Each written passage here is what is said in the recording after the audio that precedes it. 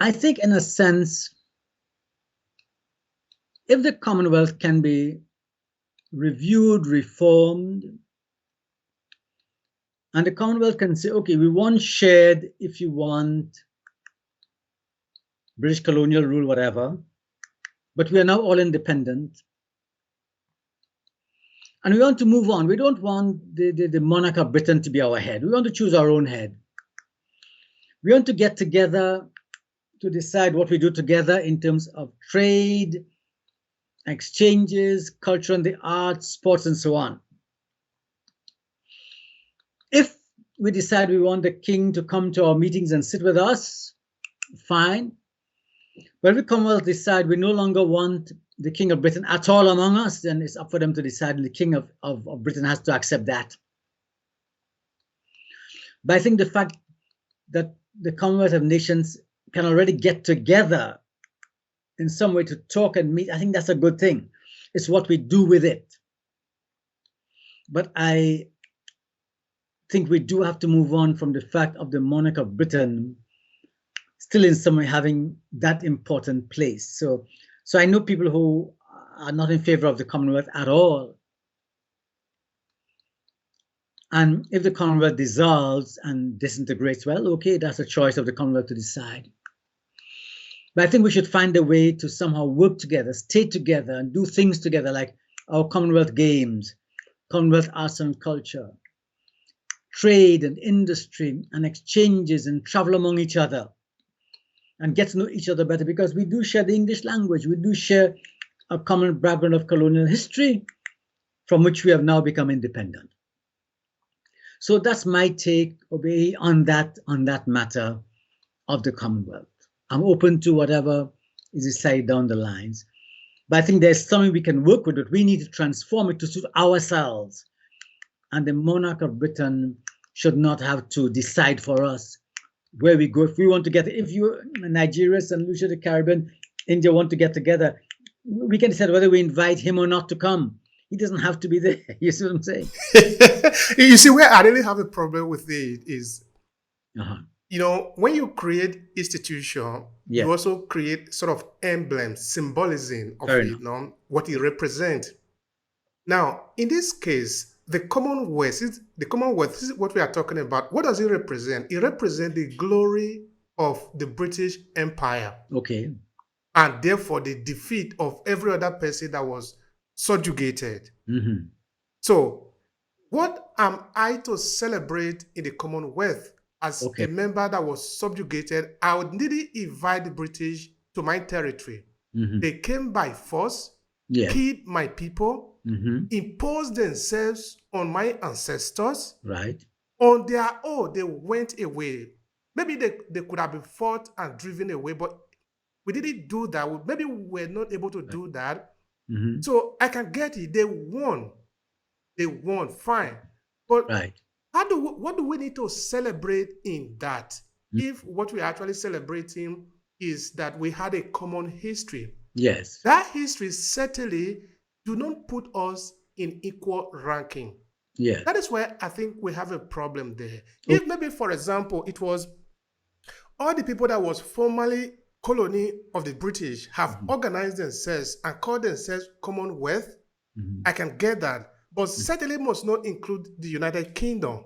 Okay. Because in this case, they would have been the enemy of this, because they have been the aggressor of what eventually became independence.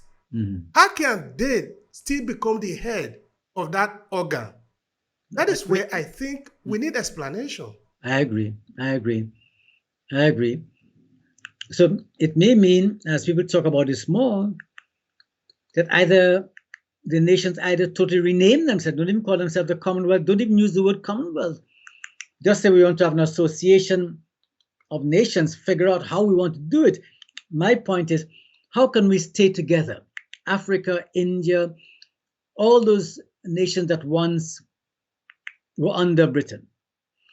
How can we move on past all that as independent nations? I know there's a United Nations, but how do we stay together in a unique way? That's the kind of question I think need to be answered. If the decision is to completely dissolve the Commonwealth, well, fine.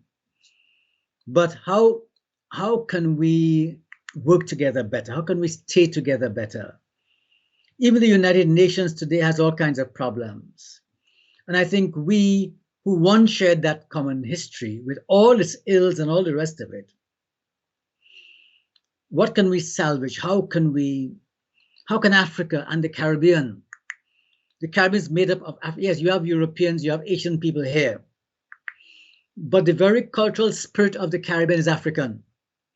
How can we forge deeper links between Africa and the Caribbean? Oh, we can do it without any Commonwealth. I think certainly, because I don't think we need the Commonwealth to be able to, because if we are using the Commonwealth, and this Commonwealth has been designed by the British, because they of course have the power, they have the institution, they have the possibility to be able to have institutionalized the idea of the Commonwealth. It means we are just simply perpetuating the same idea that they had. So it only glorifies one party here, and it glorifies the victor, and we can see who the victor is. So that does not bring actually, maybe I don't really see any unity there, except maybe a unity or that is say umbrella of the same people, the way they have always wanted it, which is the old empire. But who is the head of this empire? Right. So the question needs to be really simple, because if we want to organize the Caribbean and Africa, we don't need the Commonwealth to do this. I agree. We don't need. It's already simple. People that were formerly, or the people that are descendants of Africans. So that is already strong. Exactly. Correct. Agreed. And in fact, when we do that, we go back over the European interventions, and we go back, we pass them, and we go back to the original, where our forefathers came from. And we meet our brothers and sisters again without any intermediary of the British. We don't need them, or the Europeans. Remember the French and all the rest of them, and Spanish, and so we don't need them. No, I agree.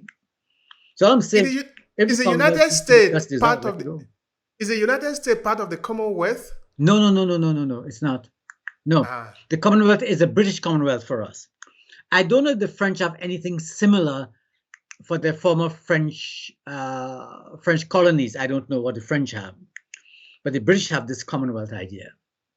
But the US is not part of that, not at all, no. But the US was formerly a colony of the United Kingdom too. Exactly. Good. Well, the good point you made. The US, although they were a colony of Britain, they've never considered themselves part of the Commonwealth. But Australia is part of the Commonwealth, and India, New Zealand. And in fact, Australia and New Zealand seem to consider themselves almost a little above all the others, because again, the whole white business, Australia, New Zealand, compared to Nigeria, the Caribbean, and so on. So even within the Commonwealth, you do have these strata, again, race, Australia, New Zealand, and the white business again, compared to us who are African, who are black. And of course, you have the Asians, Indonesia, Singapore, whoever, India, So you have the whole race thing still keeps playing out. But I think it's discussions. Yeah. I know people here who are completely against the Commonwealth. There are people who tell you point blank they have no interest in the Commonwealth at all. And if it needs to be dissolved, let it be dissolved. But from my own country, I don't think we should have the king as head of our state. We need to go to Republican status and get our own president of our head of state. That is what we were saying before, that the independence is not really independence. Because if you are free, you organize yourself the way you want it. Exactly. And I think we have a very progressive government now in my country. And I think they're going to be moving towards that, a step at a time. But some of us are certainly going to be putting the pressure on and write about these things and call for Republican status more and more. In fact, some islands, Barbados recently did that. Guyana, Dominica, Trinidad are already republics. So it's just a matter of time, I think. Thank you so much for that. To Republican status, I appreciate that. All right, now let's talk a bit about your writing. Right. Tell us a bit about that. What are you concentrating on? What is the key message that you are trying to pass on in your writing?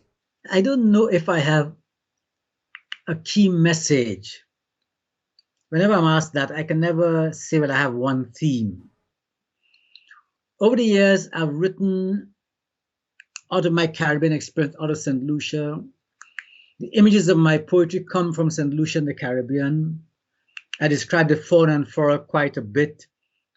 And we're an island nation, so I love the sea. So you see seaside images, seagulls, the vegetation, the flowers, the dances and the music are very much in my poetry. The language.